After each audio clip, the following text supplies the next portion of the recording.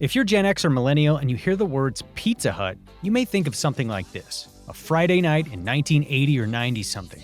You're sitting under that red roof at the Pac-Man table, sipping an ice-cold Pepsi from that distorted red cup while your family sits at a checkered cloth table waiting for that piping hot pan pizza to arrive. Or maybe you think of your Little League team piling in after a big win on a Saturday afternoon to hit the buffet.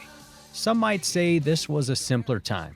A time when the chain held a quarter share of the global pizza restaurant market. It was a time when Pizza Hut ruled the world. Fast forward to present day, where the once unsurmountable king of pizza has lost its spot at the top and is struggling to stay relevant in a world of constant change and evolution in the pizza sphere. Recently, it was announced that between 200 and 300 stores would be closing for good due to underperforming. So what happened? Where did Pizza Hut go wrong, and can they climb back to the top of the mountain from which they once dominated the industry?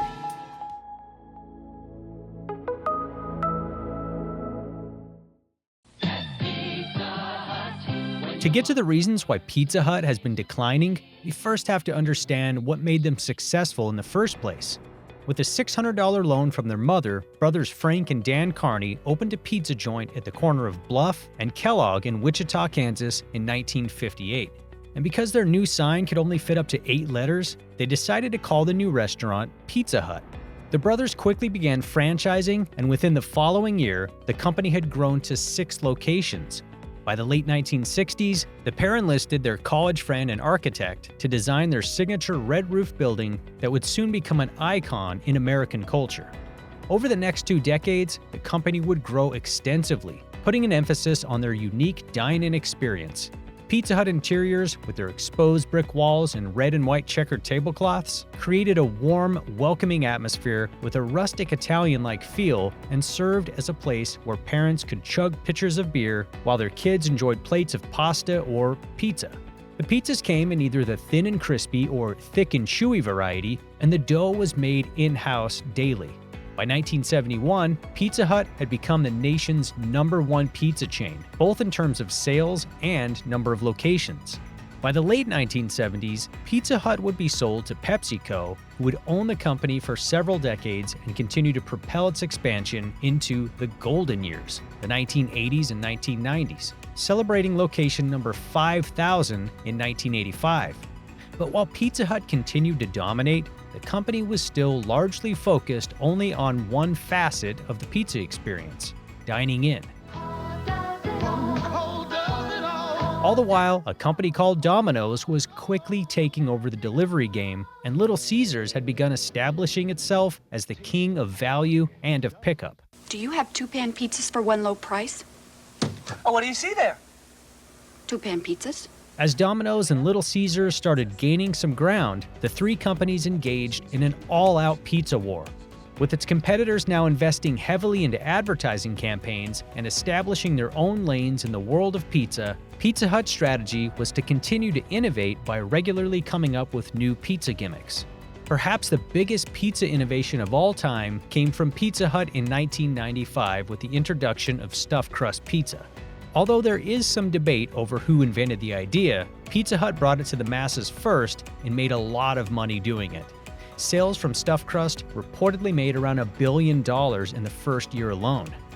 But finding new places to stuff cheese would only take the company so far, and as technology evolved, Pizza Hut by and large was slow to adapt. Because of the massive dominance the company enjoyed for so many decades, Domino's and Little Caesars had a lot of ground to cover, but both would do so in their own ways. Domino's continued to focus mainly on delivery and used emerging technology to its advantage. In 2008, they debuted the Pizza Tracker, which allowed customers to track the status of their pizza while they waited. Domino's would continue to upgrade the tracker with themes, GPS tracking, and even a version for Samsung TVs that would display the tracking information on screen. Although Little Caesars went through its own major struggles, they eventually remembered what made them successful in the first place and also leveraged new technologies to their advantage, such as in 2017 when they debuted the Pizza Portal, a move that only made their pickup business model even stronger. And with the emergence of food delivery services, Little Caesars was eventually able to get into the delivery game without having to hire drivers.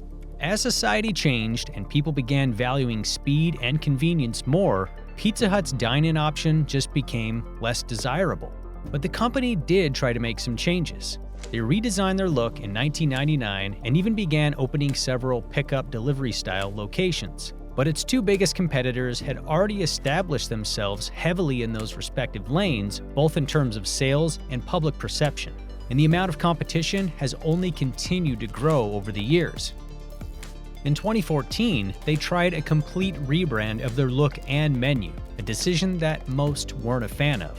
Pizza Hut tried to make changes, but just not the right ones and just not at the right time. Then in 2018, it happened.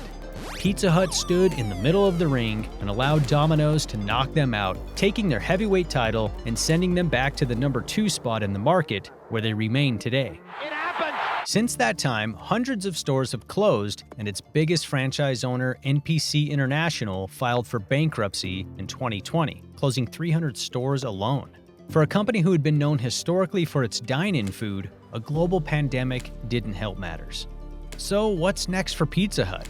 Can they remain relevant or even climb back to the top of the market? In 2019, the classic Golden Years logo was brought back, and in 2021, a new ad campaign called Nostalgia was launched in an attempt to remind consumers of those glory days under the red roof, playing Pac-Man while wearing your Book It pin. While nostalgia can be nice, especially during turbulent times, it only goes so far, and unfortunately, Pizza Hut continues to struggle. As of late 2025, parent company Yum Brands, who also owns Taco Bell and KFC, potentially hinted of a sale of the brand when CEO Chris Turner had this to say: "The Pizza Hut team has been working hard to address business and category challenges. However, Pizza Hut's performance indicates they need to take additional action to help the brand realize its full value, which may be better executed outside of Yum Brands." Just a few months later, in February 2026, several hundred more stores are set to close. Though the Pizza Hut brand is still one of the most recognizable on the planet, it now only controls about 18% of the US market alone. So whether it's Yum Brands or some other giant corporate conglomerate, taking the chain back to the top may be a hill just too steep to climb. If you enjoyed this video, please leave a like and subscribe for more, and let me know what you think Pizza Hut might be able to do to turn things around, or maybe just talk about some of your favorite Pizza Hut memories. Thanks for watching. We make it good, we make it fast, make it last, making it for home, making it big.